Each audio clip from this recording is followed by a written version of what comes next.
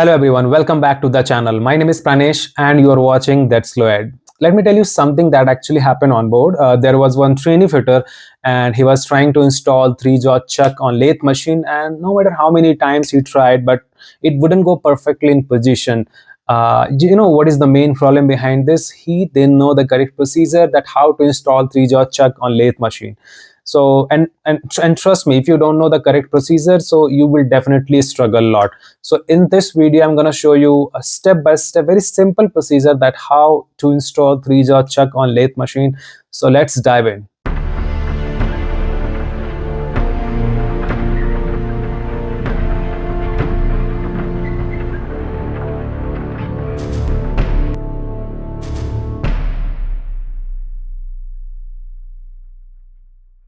Before we start, you need to understand one basic thing. The jaws are not kind of random jaws. So each jaw is numbered as per jaw 1, jaw 2 and jaw 3.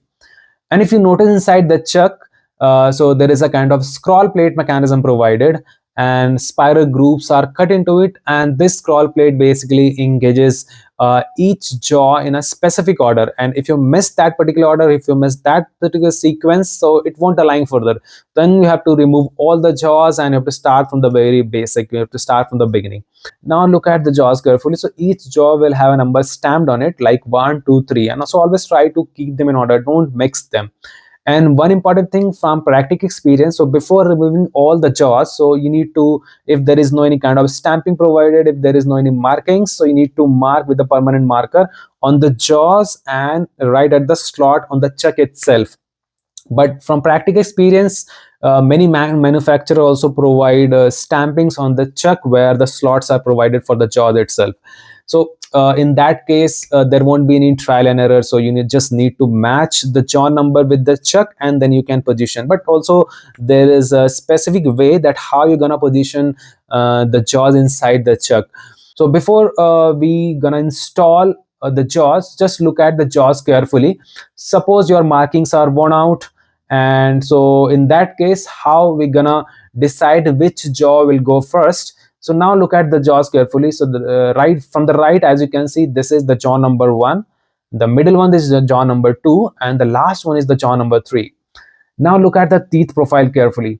You can see the marginal differences from the edge from where the teeth profile actually starts. So in the jaw number 1, the differences are quite less as compared to jaw number 3, and at the last, if you notice at the jaw number 3, the differences are quite more.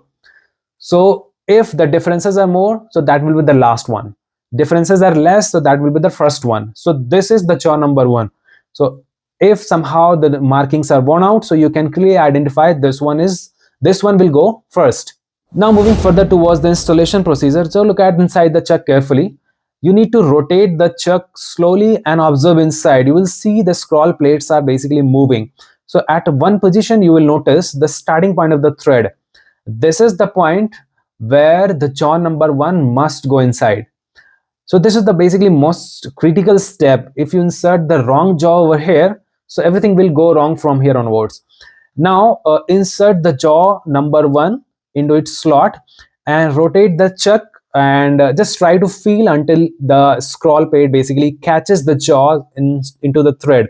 So you can clearly feel it basically engages and start moving inside. So don't try to force it. It has to catch on its own.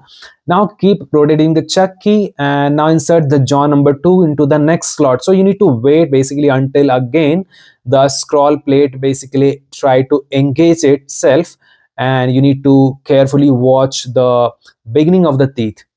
So here you can see it start moving just like the jaw number 1. So repeat the same procedure for the jaw number 3. And once all the jaws are engaged in a fixed position, now you can rotate the chuck. So the jaws should move together and uniformly towards the center. This is exactly where trainee fitter went wrong. He just tried to put the jaws randomly in position and he kept on forcing it. But in that way he could have resulted in damaging the scroll plate. So never try to force it. It has to go in its own. It's very simple. It's a kind of simple rule. It has to go in a particular sequence, in a particular order. I hope you really enjoyed this video. If you really get value from this content, don't forget to hit subscribe button. And do you have any questions, just put down in the comment section. Give it a like, share this video, and see you in the next one.